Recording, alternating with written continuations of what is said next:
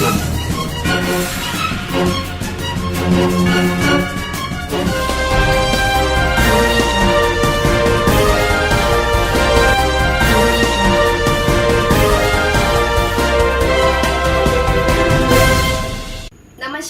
मैं Manisha Rajbhar, India live news में आप सभी का स्वागत है। डालते हैं नजर आज की हेडलाइंस पर। अपनी ही सरकार के खिलाफ शिवसेना का बंद। नए भूमि विधेयक पर सोनिया गांधी ने अन्ना हजारे को लिखी चिट्ठी। फिर होगी पेट्रोल डीजल के दामों में कटौती। घोर बंजारा संवैधानिक हक महासमिति का विराट मोर्चा। घोर बंजारा संवैधानिक हक महासमिति का विराट मोर्चा।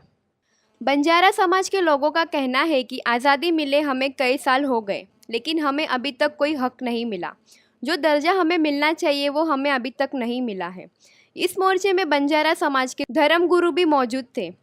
उनकी मांगे हैं कि बंजारा जमात अनुसूचित जमात के हिसाब से संवैधानिक आरक्षण करने के लिए केंद्र सरकार को सिफारिश करने को कहा है। आमच्या परिसरामध्ये, आमच्या तालुक्यामध्ये, जळगाव जिल्ह्यामध्ये आम्ही या भारतामध्ये गेल्या प्राचीन काळापासून राहतोय, पण आमच्या विद्यार्थ्यांना आमच्या ॲडमिशनसाठी, जातीचे दाखले काढण्यासाठी आणि सर्टिफिकेट काढण्यासाठी 61 ते 81 पुरावे मागतात। का आम्ही या भारताचे नाही का? आम्ही या भारतात राहत नाही का?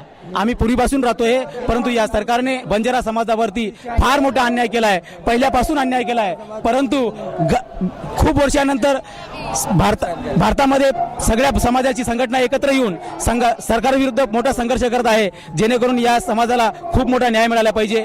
नए भूमि विधेयक पर सोनिया गांधी ने अन्ना हजारे को चिट्ठी लिखी। कांग्रेस अध्यक्ष सोनिया गांधी ने सामाजिक कार्यकर्ता अन्ना हजारे को चिट्ठी लिखकर एनडीए सरकार के नए भूमि विधेयक पर उनकी चिंता में सहमति जताई है। उन्होंने चिट्ठी में हर मोर्चे पर इसका विरोध करने का संकल्प जताया है।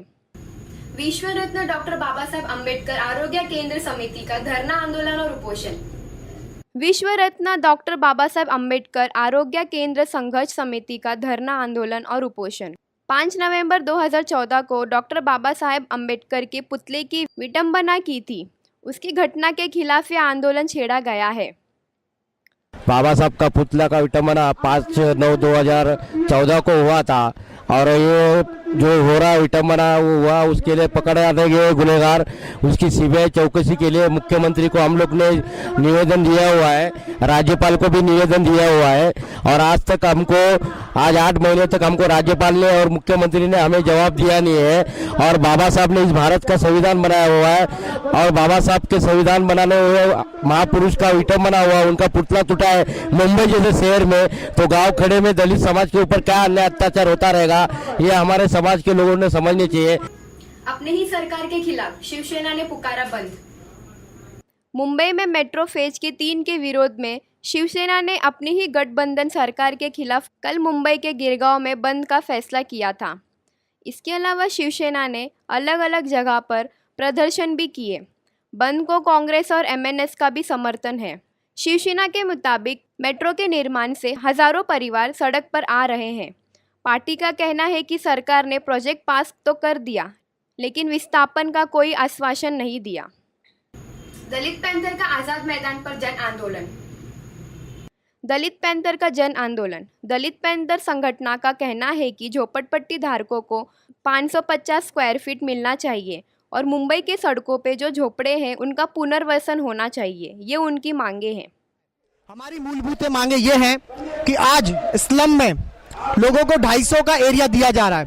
हम लोग चाहते हैं कि उस 250 के एरिया में 2 मियाँ बीबी 4 बच्चे कैसे गुजारा करें, आगे चलकर परिवार बढ़ेगा। तो हम लोग ये कहते हैं कि हमें बंगला नहीं चाहिए, कम से कम इतनी बड़ी जगह दीजिए कि हम 2 वक्त की रोटी चैन से खा सकें और हमारे जो बच्चे हैं वो पढ़ाई कर सके। तो हमारी सरकार से मांग होगी कि 550 का एरिया कम से कम दिया जाए। 2 साल में होगी सबसे तेज इंडिया की ग्रोथ। 2 साल में सबसे तेज होगी इंडिया की ग्रोथ। इंडिया अगले 2 साल में सबसे तेज तरक्की करने वाली बड़ी इकोनॉमिक बन सकती है। ये बात organisation for economic cooperation and development ने कही है।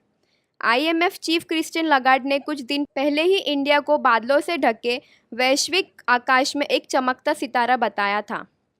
ओईसीडी ने अंतरिम इकोनॉमिक असेसमेंट में इंडियन इकोनॉमिक की ग्रोथ रेट 2015 में 8% और 2016 में 9% रहने का अनुमान दिया है।